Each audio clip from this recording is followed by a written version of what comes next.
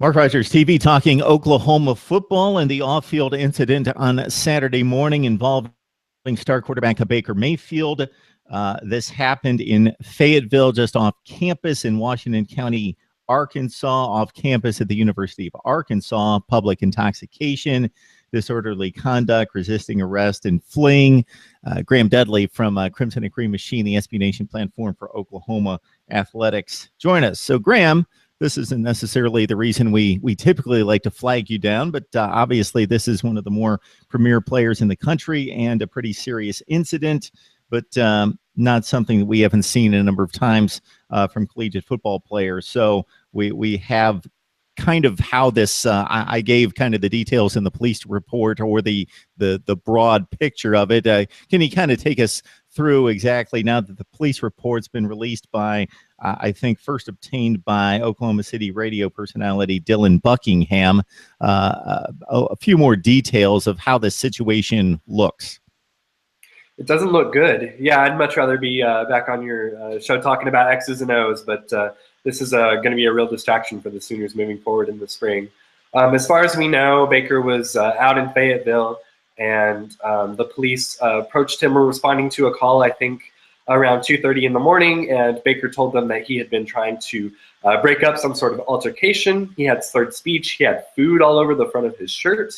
And then when the police asked him to make a statement, he became belligerent, started shouting profanities, and ended up running off, so that a cop actually had to run him down and tackle him from behind, which has made for some great jokes on social media over the past day. But all joking aside, not a great look for Baker Mayfield, a guy who has received really nothing but really positive media coverage over the past couple of years for his leadership qualities and the astounding way that he went from Texas Tech walk-on to the starting quarterback at the University of Oklahoma, and even to a Heisman finalist last year.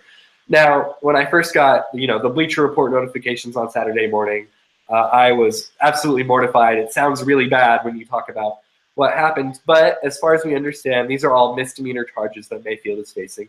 And as you said, this is certainly nothing that college football is a stranger to.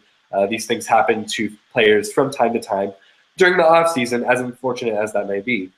However, I think that Mayfield, I read a really good article about this by Garen Emig of the Tulsa World that basically argues that even though this may not impact Baker Mayfield in a larger football sense particularly, it is kind of unfortunate that a guy who's the head of a championship contender like Oklahoma, the quarterback, a Heisman finalist, and someone who expects to compete for the Heisman next season would commit grievous error of logic and thinking the way that Baker Mayfield did, especially at a time when the Oklahoma program is looking to really clean up its act.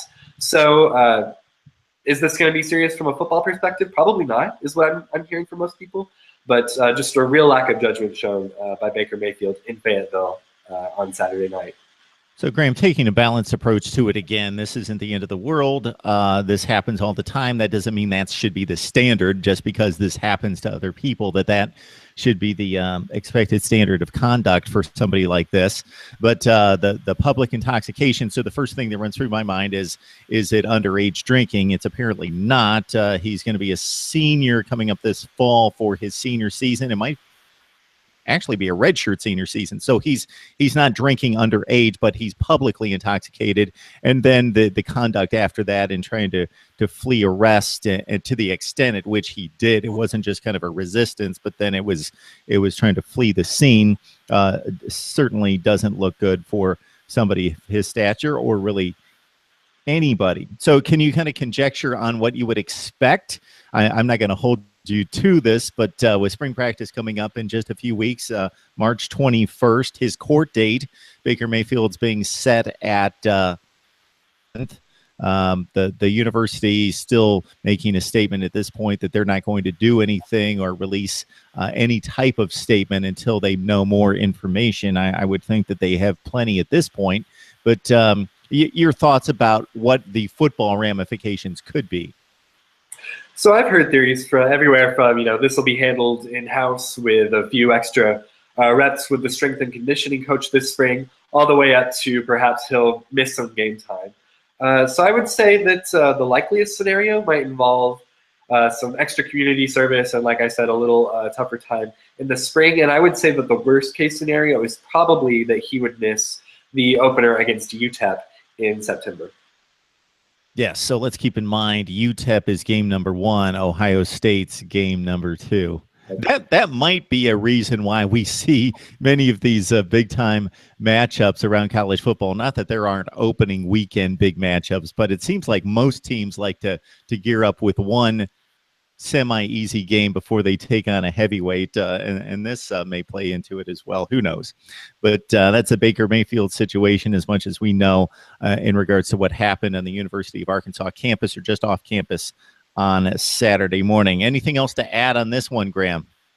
No, it's disappointing. I've heard really 2 different schools of thought about it. Some people are like, hey, if this didn't happen to you in college, then you did college wrong. And then I've heard other people say, you know, this is a really serious lack of judgment and awareness shown by a team leader like Baker Mayfield. And I tend to sympathize more with that group. I never had to get tackled by a cop in college, so I feel like Baker should know better than most that the University of Oklahoma doesn't need headlines like this right now. And hopefully he can keep his nose clean for the rest of the offseason.